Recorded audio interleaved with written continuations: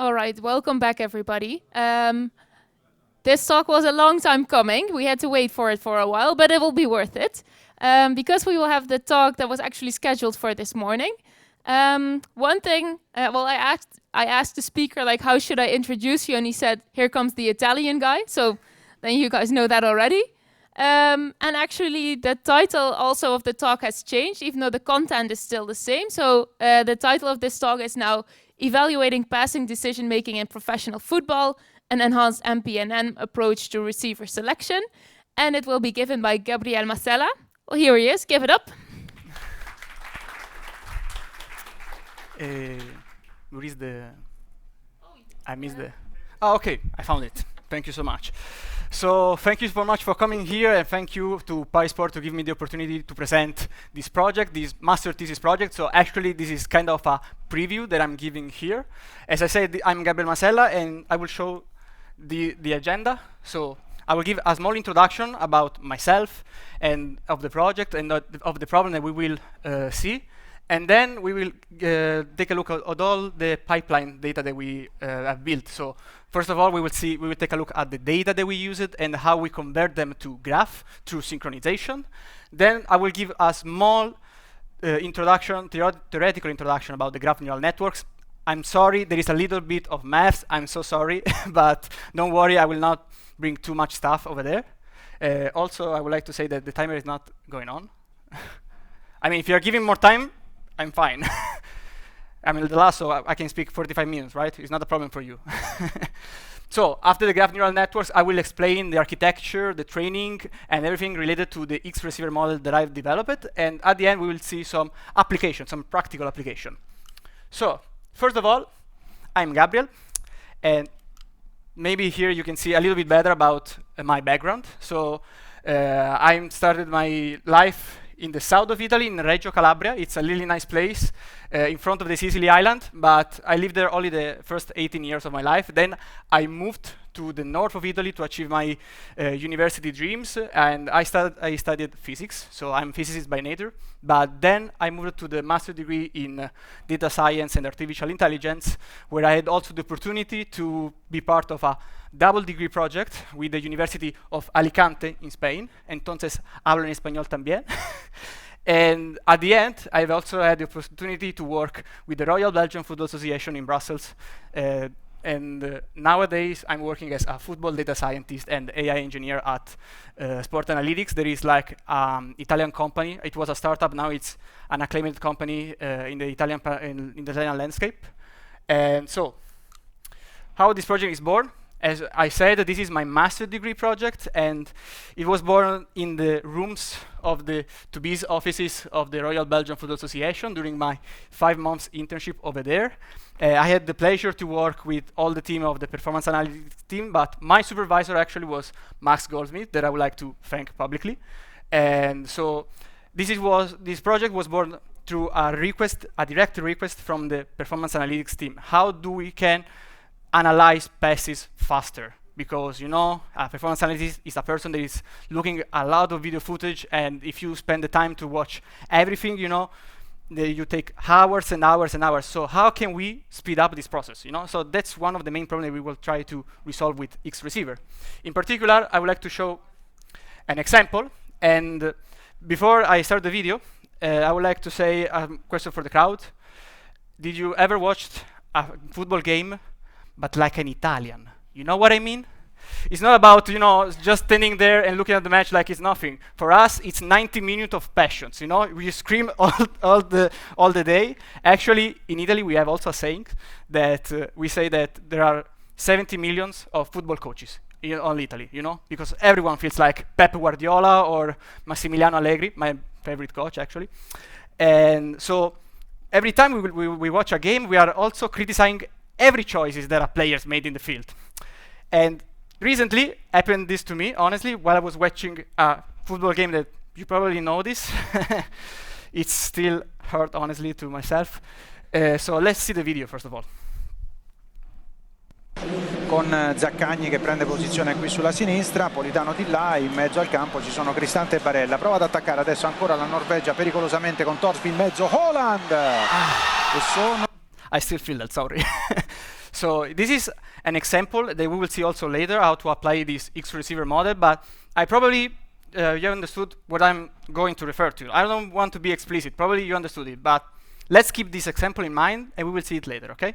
So let's move on. If my, please, okay. You have to be kind to the commander. So xReceiver, according to some literal definition that we already have, is defined in the following way. So it predicts the likelihood of every player becoming the pass receiver at any moment within a player possession. But at the RBFA, we are trying to do a little bit step further. We are not only considering likelihood, that is still important, I would say, but for every passing option, we are not considering only likelihood, but also threat and creativity. And how do we achieve so? We will see later. So let's give a small introduction about the data that we are using through synchronization, the data foundation and the methodological pipeline behind it. So I will not give you this introduction, but really smoothly I will say, you know, soccer is not the first environment where data were used. Actually, the first pioneers were the basketball guys. So with cybernetics and the Moneyball approach, that is really famous.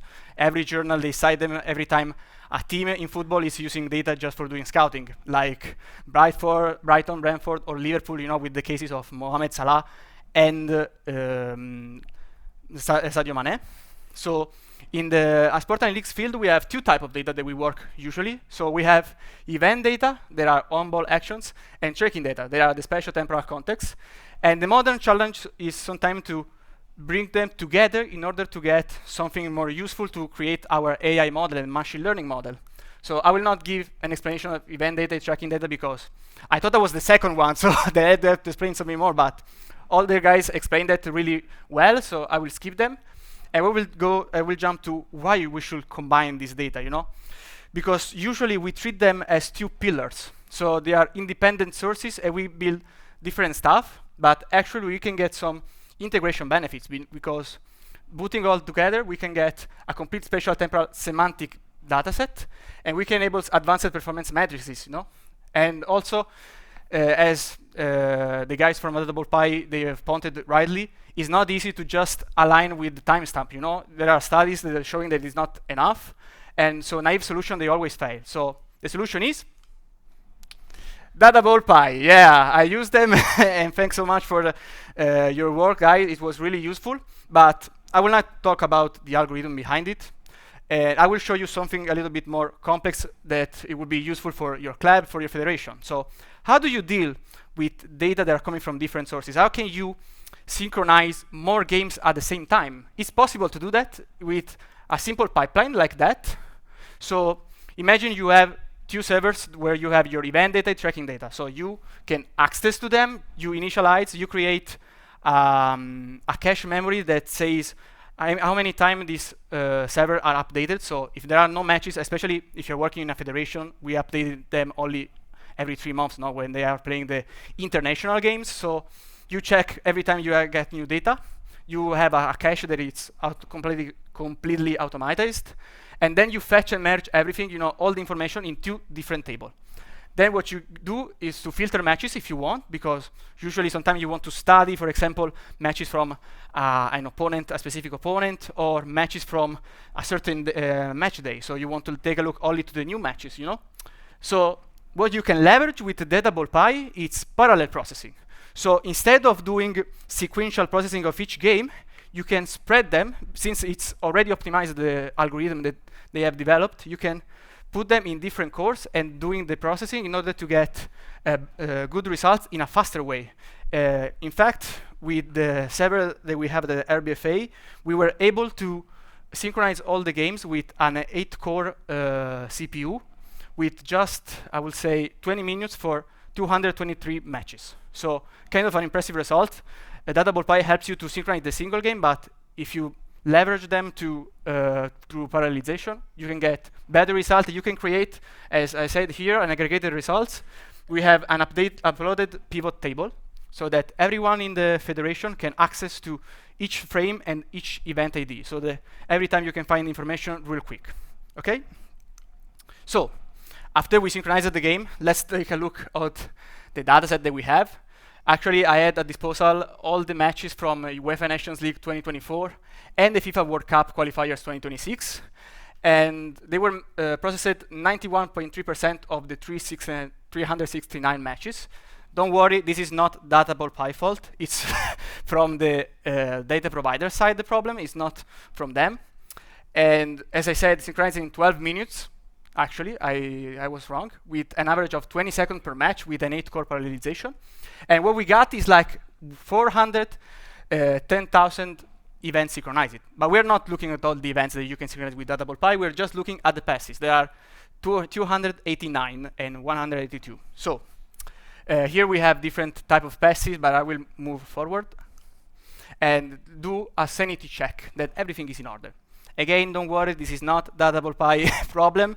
As you can see, we categorized the 4 types of synchronization data. As you can see, we have the good one, and we use a simple threshold. So when the ball is near to the player that is passing, actually in a range of 2 meters or 1 meter, you can say, yeah, it's a good pass, let's keep it. But in the other cases, if there are errors or are not well synchronized, you can actually see them. As if they are unsuccessful, we will not take in consideration for the training of the xReceiver model. So this is what we got. We have like 75% of good passes, around 260,000 of passes. And this is also the distribution that you can get from the Databall.py package to be sure how sure the algorithm is of their synchronization. So how do we transform these passes into a graph? This is a model that I developed while I was there. So simple math, a pass graph is defined as a directed graph made of vectors and edges. So V is the set of nodes, and each node can have some features, and also the same for the set of edges, you know? And in particular, each node represents a player in the soccer pitch, but not every player. We are just considering the player of the same team that the player is passing. So only the 11 players of the same side, you know?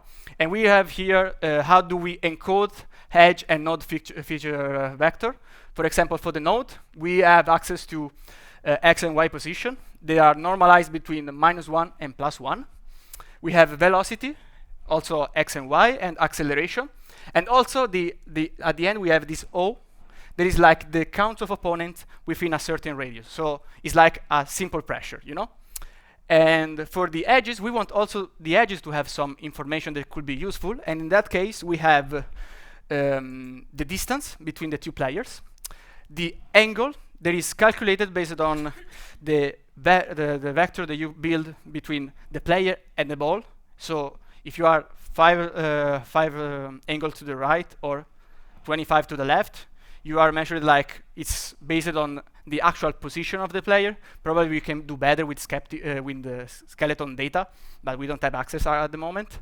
And then we also count the obstructing opponents in a cone. So we'll build a simple object. There is a cone between the player and the other player, and we see how much players could probably intercept that ball. And we use some domain expert knowledge to fix them, you know?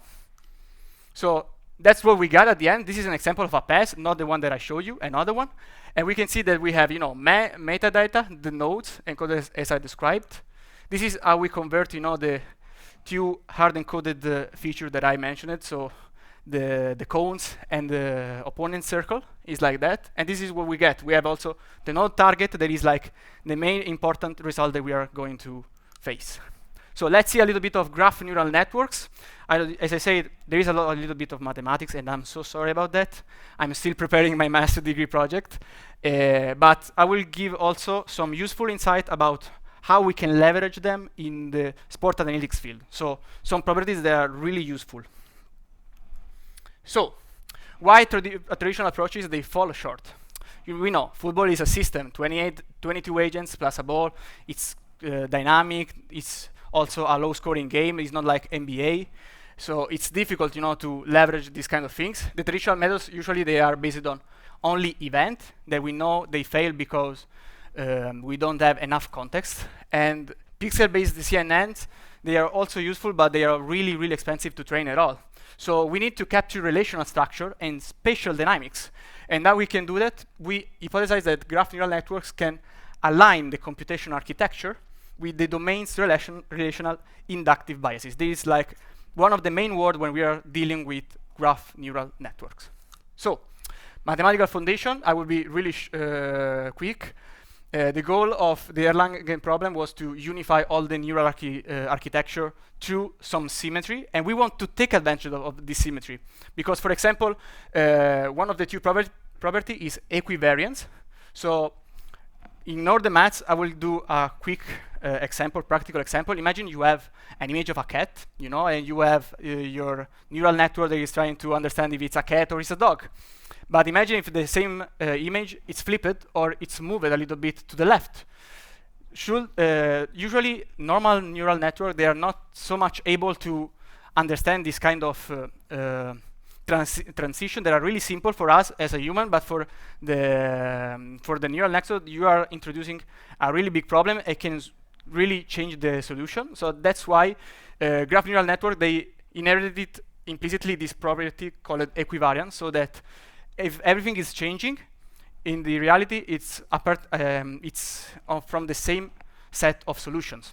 And invariance is one of a particular example from the equivariant side. So when you have a representation that is still the same, but only changes from one side, then we are doing the same thing, you know? So there are three types of graph neural networks actually in the literature. You can see them in the geometric deep learning books.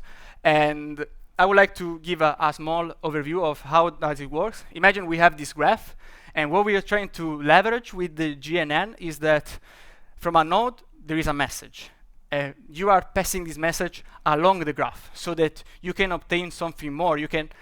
They can talk to each other like they are doing usually in the football pitch, you know? So there are three types actually, and convolutional neural networks is like the simplest one.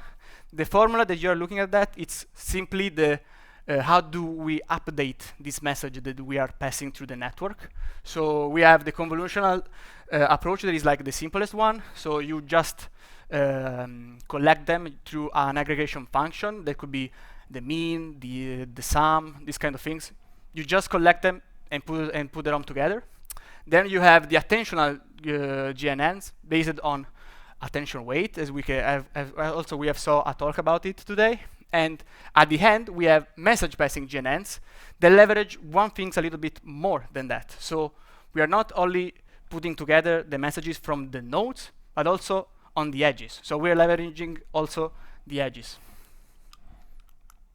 So message passing neural network, they have an origin from the paper from quantum chemistry, and they have made of two pass computation. You have a phase that is called message passing. So here you aggregate the message with the first formula, and the second one you upgrade them. And the readout phase is when we do simply inference. So every time we have this graph, we are trying to predicting which node is the best one, because this problem is all about node classification at the end. So why do we think that GNNs are perfectly suited for sport analytics?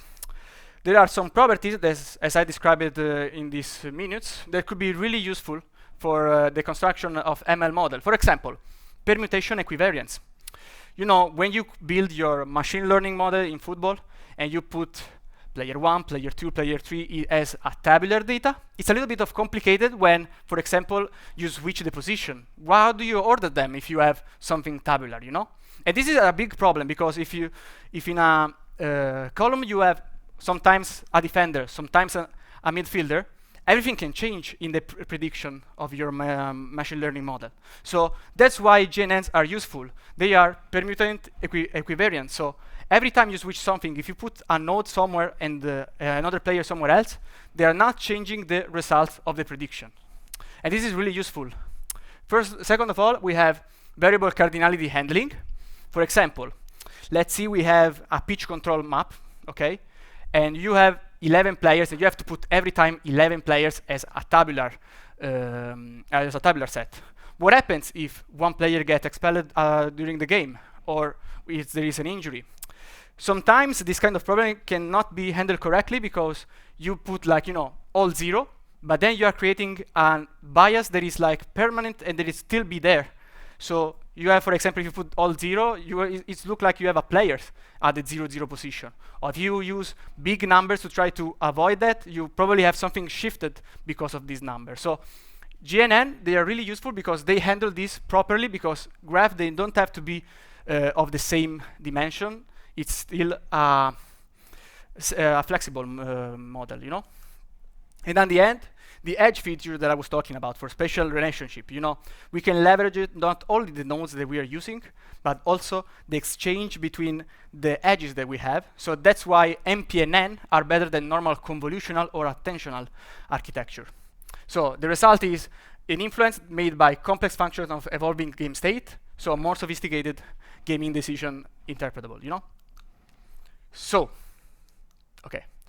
For the design of the pass graph, in literature there are some approaches that I avoided a little bit because of some critics that I have. The most used one is the 22, 23 not fully connected. There is the maximal expression. You know, you have all the players from home away and the ball in the middle. And this is good because it's expressive, but at the same time, it has a quadratic cost that could lead to overfitting risk, and it's also a little bit of less interpretable, especially in this kind of problem. Another approach that I saw in another paper is the ball center two layer. So for example, you have here a 4-4-2 formation. I'm not too much of a fan, I'm more of a 3-5-2 guy. But yes, you can see you have all the player on one side, the other player of the other team on the other left, and at the center you have this ball node that could lead to over-squashing. There is a common effect in the graph neural network studies. So the compression to the bottleneck will not lead you to give meaningful messages while you're spreading. So that's why I decided to opt for a star graph. So there is a player at the center, there is like the decision hub, and then you switch to all the satellites all around of the teammates. So as we can saw, we have the opponents are coded as I showed before. And the advantages of this is like the computational efficiency, because they are linear edges, a clear passer-centric inductive bias that we want to try to take advantage of, and it's really easy to scale this kind of graph. There are some limitations, of course, and I'm not here to tell you that I'm perfect, because I'm not, of course. And the fact is that there is no direct teammate-to-teammate edges that we are modeling. But this, we can try to fix this using multiple message passing rounds and edge conditioned functions. So let's take a look at the model, okay? In order to do so, I would like to introduce also the framework that I used to develop this, and it's called PyTorch Geometric. So if you know PyTorch, this is the same but on steroids for graph neural networks, actually.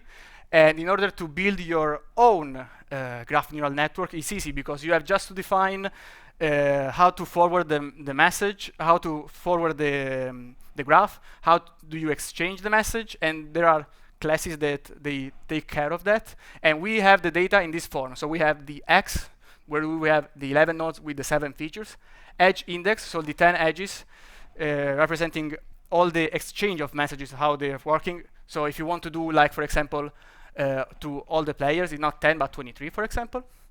Edge attributes, and then the epsilon, that is like what we want to predict, you know. So this is the architecture that I developed for the xReceiver model. I will be really short. What we got at the beginning is like a batch of soccer pass graphs. They will go through an encoder of node and edge feature in order then to get a modified source for the message passing layer. So they will get the message calculation, as I showed before with the first formula. And then we aggregate with source, target, and edges all again. And we update again, we do the update phase, and we will repeat L times. This is a parameter that we will study with the hyperparameterization tuning. And at the end, we will have the final node embeddings, so the node classifier that will give us the probabilities to each player to be the receiver. So to do so, I used the dataset that I talked about, a train validation test random split. I had access to a really powerful GPU, as you can see. And what we will measure, it's cross-entropy loss, standard, since this is a multi-class classification task, but not like the usual that we see in computer vision, for example. But this is a little bit of different, because we are not looking to classes like properly we call them, but we are looking to the nodes instead. So we are trying to see if the node is correct or not. We're not looking if it's a cat or a dog or a monkey. Then we have the primary metric that is always the accuracy. So if you have a graph, you have all the 10 options. When we have the top 1 predictions, that's the accuracy. But we will also take a look at the top 3 accuracy. That is also fundamental for this study. So I did a little bit of hyperparameter tuning. In order to do so, 50 trial with early proof.